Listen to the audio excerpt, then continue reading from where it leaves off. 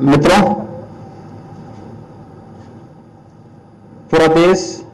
Corona महामारी से जूझ रहा है। आदरणीय प्रधानमंत्री जी के नेतृत्व में पूरी मजबूती के साथ इस सदी के यानी पिछले 100 वर्ष के सबसे बड़ी महामारी का मुकाबला करने के लिए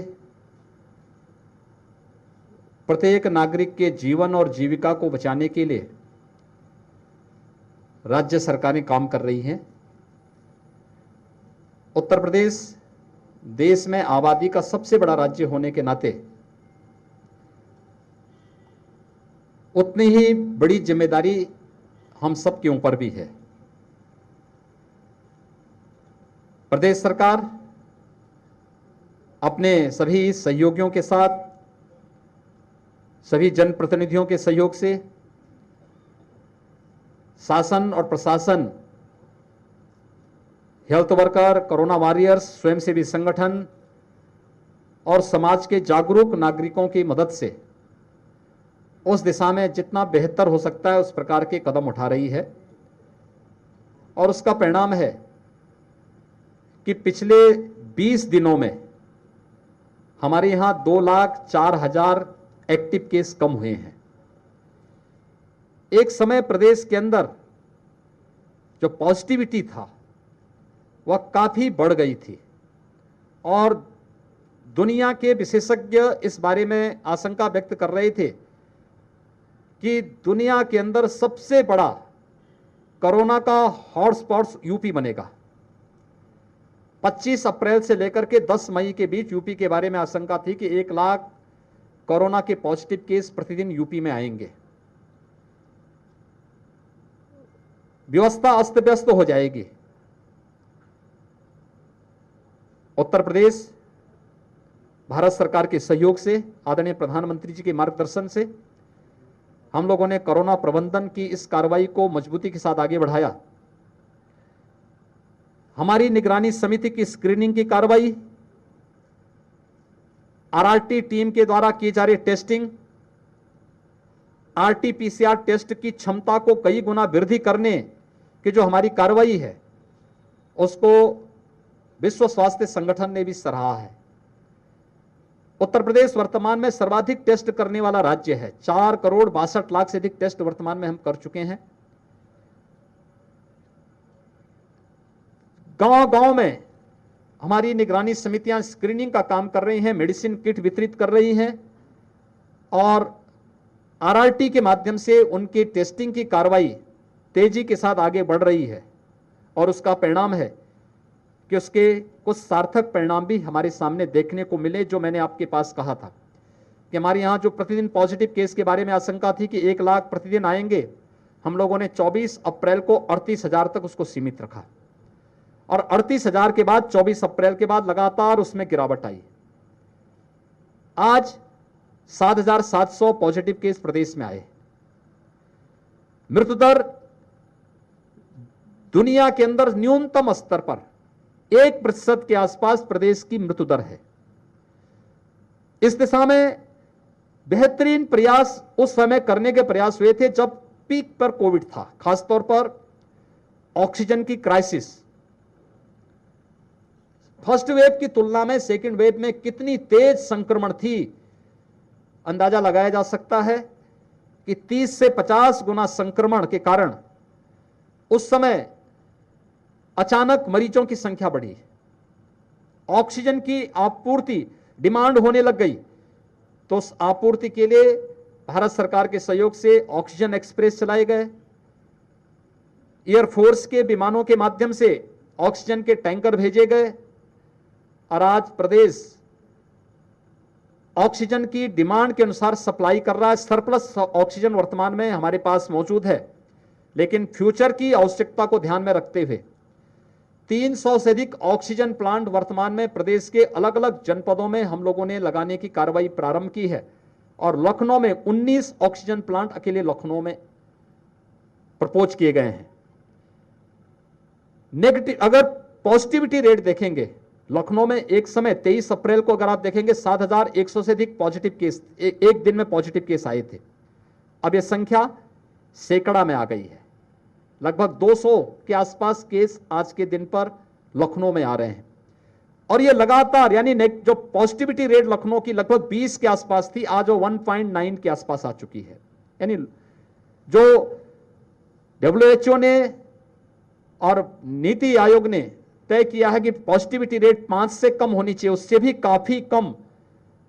जो देश के अंदर न्यूनतम स्तर होना चाहिए, वह इस दिशा में प्रयास हुए हैं। इस दौरान बेड्स की संख्या बढ़ाई गई। DRDO ने, HAL ने, हमारे जितने भी संस्थान हैं, इन सभी संस्थानों ने, मेडिकल एजुकेशन ने, हेल्थ ने व्यापक पैमाने पे बेड्स बढ़ाए और हम लोग थर्ड वेव के लिए भी अभी से अपनी तैयारी प्रारंभ कर चुके हैं। थर्ड वेव के लिए अभी से पीडियाट्रिक ICU के निर्माण की कार्रवाई युद्ध स्तर पर चल रही है। कोरोना वैक्सीन से हम लोग अधिक से अधिक लोगों को आच्छादित करके उन्हें एक सुरक्षा कवच दे सकें, इसके लिए प्रदेश ने अब तक 1,62,00,000 से अधिक लोगों को वैक्सीन दे दिया है। लेकिन वैक्सीन देने के साथ साथ हम लोग ये भी व्यवस्था कर रहे हैं कि ग्रामीण क्षेत्र में या शहर के उन क्षेत्रों में जो अभी भी हॉस्पिटल में जाने पर परहेज करते नहीं जा पाते हैं, हमारे district hospital, CSC, PSC, health centre में वैक्सीनेशन के कार्यक्रम चल रहे हैं, चलेंगे, लेकिन वहां पर उनका रजिस्ट्रेशन हो सके, क्योंकि हर एक व्यक्ति के पास स्मार्टफोन नहीं है। हर एक व्यक्ति ऑनलाइन रजिस्ट्रेशन अपने स्तर पर नहीं करा सकता है। कॉमन सर्विस सेंटर से रजिस्ट्रेशन की कार्रवाई को हमने आगे बढ़ा दिया है और हमारा प्रयास है कि हम लोग 30-31 मई तक कोरोना की सेकंड वेव को पूरी तरह नियंत्रित करने के आसपास पहुंचे और जून से हम वैक्सीनेशन की रफ्तार को दुगनी तिगुनी स्थिति में आगे बढ़ाने का कार्य करें, जिससे थर्ड वेव की आशंका जो व्यक्त की जा रही है, तब तक हेल्थ इंफ्रास्ट्रक्चर को और ऑक्सीजन की आपूर्ति को तेज करने के साथ ही हम लोग 10 वर्ष से कम उम्र के बच्चों के मां बाप को वैक्सीन उपलब्ध करवाते हैं और वैक्सीन उपलब्ध करवाने की इस कार्रवाई के साथ एक सुरक्षा कवच अगर हम उन्हें उपलब्ध करा देंगे तो अगर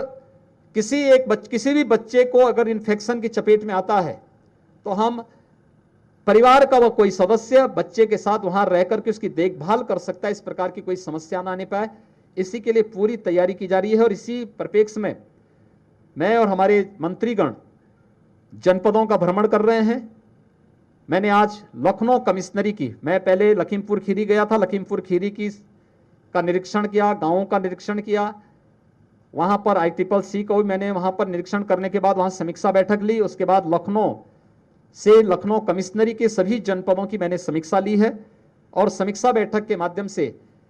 जिन जनपदों में अच्छा काम हो रहा है वह कार्य भी हमारे सामने है, जिन जनपदों में भी थोड़ी भी किसी भी पक्ष में शिथिलता थी उनको निर्देश दिए हैं, क्योंकि हमारे सीनियर अधिकारी, नोडल अधिकारी जनपदों में मौजूद हैं और जनपदों में रह करके उनके द्वारा निरंतर इन चीजों को निगरानी की जा रही है और 24 तक वे लोग अपनी रिपोर्ट भी शासन को उपलब्ध करवाएंगे। उस पर हम लोग आगे फिर उसी प्रकार से आगे की रणनीति तैयार करेंगे। लेकिन ये युद्ध स्तर पर चलने वाले इस अभियान को हम मजबूती के साथ आगे बढ़ाने का प्रयास कर रहे हैं।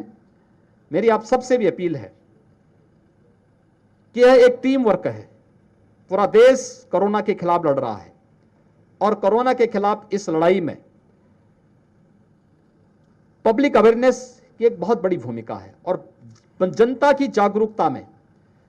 की जागरूकता के लिए खासतौर पर हम लोगों से कहें, आप याद करिए आदरणीय प्रधानमंत्री जी ने जब लॉकडाउन प्रारंभ हो रहा था तब भी प्रत्येक नागरिक को देश के अंदर एक अपील की थी कि हमें उन सभी नियमों का पालन करना चाहिए जो हमें इन्फेक्शन से बचा सके और खासतौर पर मास्क और 2 गज की दूरी, ये बात तो कही थी और ये भी कहा था कि हाई रिस्क कैटेगरी से जुड़े हुए लोग घर के बाहर न निकलें, घर के अंदर भी वे मास्क का इस्तेमाल करेंगे अच्छा रहेगा। हाई रिस्क कैटेगरी में 60 साल से ऊपर के लोग, 10 साल से छोटे उम्र के बच्चे, किसी गंभीर बीमारी से ग्रसित व्यक्ति, डायबिटीज का पेशेंट या कमजोर इम्यूनिटी से जुड़े हुए लोग, गर्भवती महिलाएं, ये हर प्रकार की सतर्कता बरतें। अगर हर व्यक्ति इन सभी सावधानियों को बरतता है तो हम लोग कोरोना की सेकेंड वेव के साथ साथ थर्ड वेव को भी पूरी तरह नियंत्रित करने में सफल होंगे। ब्लैक फंगस की एक समस्या सामने आई है, उसके उपचार और प्रत्येक जनपद, जिन जनपदों में इसके मामले ज्यादा आए हैं, वहां पर हम लोग आज से 5 दिन पहले ही हर एक जनपद को इसकी ट्रेनिंग करवा चुके हैं। एडवाइजरी शासन स्तर पर हम लोगों ने जारी करवा दी है कि ब्लैक फंगस के लिए क्या सावधानी बरतनी है, उपचार के लिए क्या व्यवस्था करनी है, और उनके लिए दवा की उपलब्धता शासन स्तर पर हर एक जनपद में उपलब्ध करवाने का प्रयास हो रहा है। उसके केंद्र बना दिए गए, वहां से उपलब्ध करवाने की तैयारी हर एक जनपद को की जा रही है। पोस्ट कोविड वार्ड के निर्माण की भी, क्योंकि इस फर्स्ट वेव में अगर कोई व्यक्ति नेगेटिव आता था तो उसके बाद उसको बहुत ज्यादा कोई कॉम्प्लिकेशंस की शिकायत नहीं होती थी, लेकिन सेकेंड वेव में ये चीजें देखने को मिली हैं। इसलिए हर एक जनपद में पोस्ट कोविड वार्ड बना करके उनके ऑब्जर्वेशन और उनको वहां पर हर प्रकार की सुविधा शासन स्तर पर प्राप्त हो सके, इसकी व्यवस्था भी शासन ने अपने स्तर पर हर एक जनपद को इसके बारे में निर्देश जारी किए हैं और इस पर कार्रवाई हो रही है। इसीलिए मंडलों के और जनपदों के भ्रमण की कार्रवाई के साथ साथ उनकी समीक्षा, वहां पे कार्यों को और गति देना, इसी क्रम में आज मैं लखनऊ कमिश्नरी की समीक्षा के साथ साथ जनपद हरदोई, जनपद लखीमपुर खीरी भी गया था, वहां का भ्रमण भी किया, और लखनऊ के भी एक गांव में जाकर के मैंने वहां पर एक प्राथमिक स्वास्थ्य केंद्र और गांव में निगरानी समिति किस रूप में काम कर रही है, मेडिसिन किट का वितरण किस रूप में हो रहा है, इन सब का भी मैंने अपने आंखों से उसका निरीक्षण किया है और अभी समीक्षा की है। आप सबसे भी अपील है, हम अधिक से अधिक लोगों को कोरोना प्रोटोकॉल का पालन करने के लिए जागरूक करें और वैक्सीन लगाने के लिए जरूर इसके बारे में हम लोग अगर लोगों को जागरूक कर सकेंगे तो ये सुरक्षा कवच का काम करेगा। क्योंकि अभी भी बहुत सारी जगह देखने को मिल रहा है कि वैक्सीन के प्रति लोगों में जागरूकता का थोड़ा अभाव है। सरकार अपने स्तर पर प्रयास कर रही है और इसीलिए सीएससी को हमने एक्टिवेट किया है, लेकिन ये आपके प्लेटफॉर्म के माध्यम से भी तेजी से आगे बढ़ेगा तो अवश्य बड़ी संख्या में लोग इसके लिए आएंगे और हम लोग हर व्यक्ति को निःशुल्क वैक्सीन देने के लिए सरकार ने अपनी प्रतिबद्धता दोहराई है और सरकार उसके अनुरूप 18 से 44 को राज्य सरकार के द्वारा और 45 से ऊपर वालों को भारत सरकार के माध्यम से निःशुल्क